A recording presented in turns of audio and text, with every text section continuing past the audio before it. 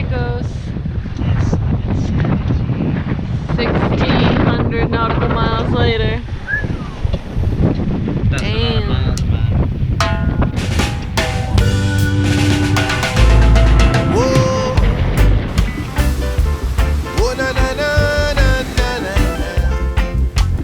Worked all day, worked all night, back and forth everywhere. Gonna take it easy. I'm gonna take it easy. Worked all day, worked all night, up and down everywhere. After several days at sea, we were finally tacking in between the reefs and making our way up to Providenciales. However, the Turks and Caicos government saw us well before we ever got to the islands and hailed us on the radio as soon as we were on their radar. That's all right, just take your time. What are you wearing? What are you wearing?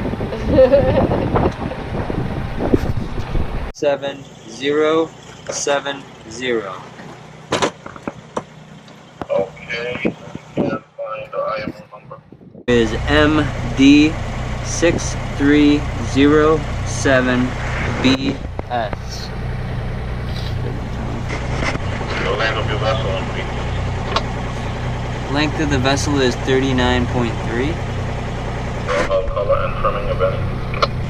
Hull color is beige, buckskin. The hull type, sloop, over. Correct, it's a sloop. Your draft, please. 4.3. Do you have a life raft on board? If so, can I get the manufacturer and pressure, please? Yes, I do have a life raft. It's a Wilson life raft. Winslow. Oh, I'm sorry, Winslow. Do you have an EPIRB? If so, can I get the megahertz and whether it's 194? Yes, we do have an E. After complying with officials over the radio and giving them all the information we needed, we then had to go all the way to the port and do the same thing for check-in. The area to check in may have been a little unconventional, but the officials came all the way in on a designated holiday just to help us out. It was probably the fastest, easiest, and friendliest check-in in the Caribbean thus far. Regarding cruising permits, all of the information that we had found online seemed to be true. When we checked in, the officials were very transparent and straightforward about all the legalities of us being in their country. Also about not taking pictures at this area. No pictures. Checked in! This is the pretty side of the island. Yeah, that's why we're on it.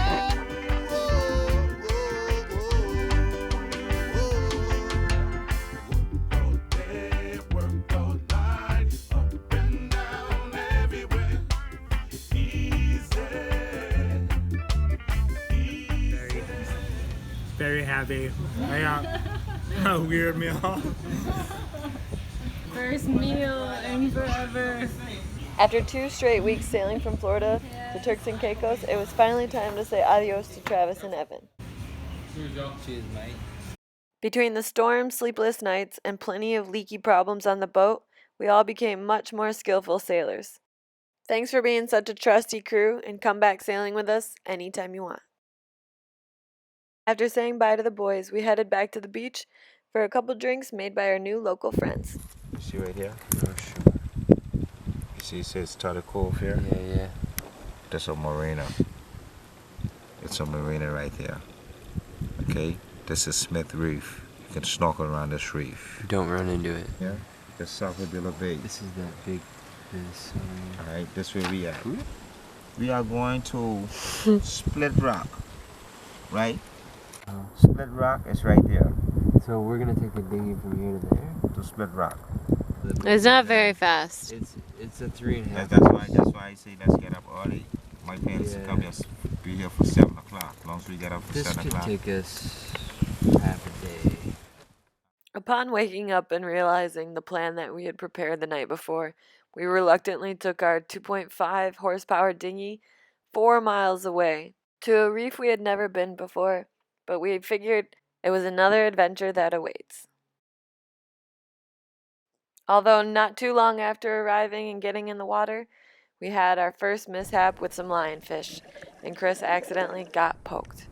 Before we knew it, I was hailing down a dive boat, and we were rushing to the emergency room. Luckily, the other boat got us there in time, and our friend got our dinghy back to shore, because for the next 12 hours, Chris would be writhing in pain, and his finger would swell up to the size of his entire hand. Chris's hand is getting better. How big that sucker is. It looks like it bent, like, not bad for it. Cheers to the Villas. During my time in Peace Corps of the Dominican Republic, I made a really good friend named Colin, who luckily was still in the Dominican Republic and was eager to sail with us. So we headed down to the airport, the very last place we saw Travis and Evan, and picked up our good friend Colin. He was going to sail with us all the way down to Luperon, with a first stop in Big Sand Key.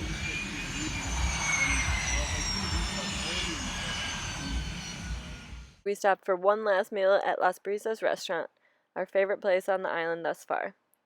Then we were off again, this time to cross the Caicos Bank.